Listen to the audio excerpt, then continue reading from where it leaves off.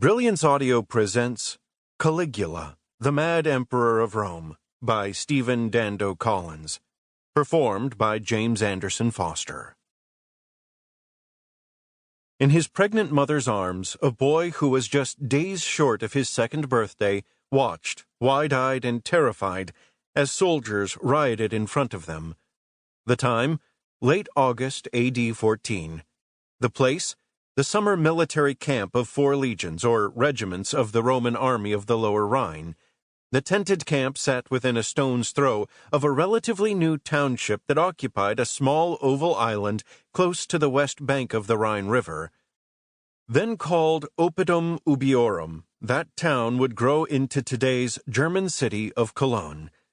For the 52 years since its inception, the town had been home to the German tribe, the Ubii, who'd been encouraged by Roman general Marcus Vipsanius Agrippa to move from east of the Rhine to the western side and become part of the Roman Empire. On this midsummer's day, the commander-in-chief of all the 8 Roman legions on the Rhine, who was just 29 years of age, was absent from the camp.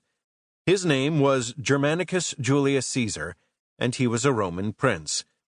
The grandnephew of Augustus, Rome's first emperor, and nephew and adopted son of Tiberius, Augustus's heir apparent, Germanicus was the father of the small boy who found himself surrounded by rioters at his Rhine headquarters.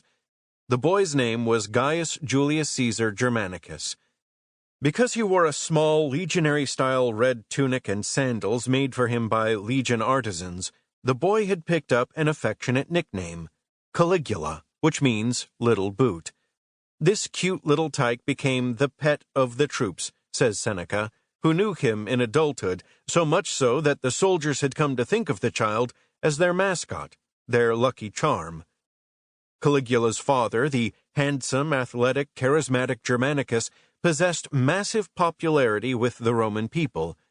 Says Suetonius, Germanicus, many writers record, had won such intense popular devotion that he was in danger of being mobbed to death whenever he arrived at Rome or took his leave again.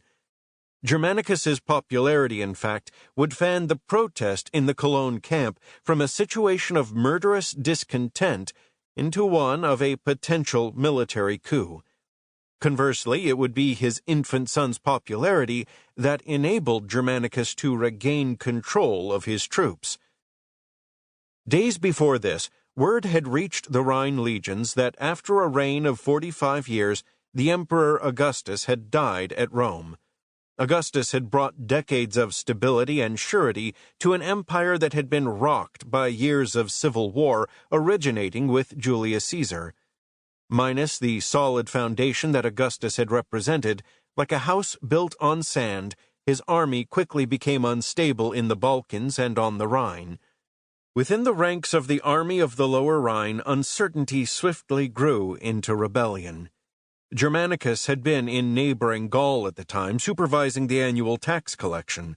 His 2 eldest boys, who were not yet teenagers, were back at Rome, living at the palace of Germanicus on the Palatine Hill with their grandmother Antonia.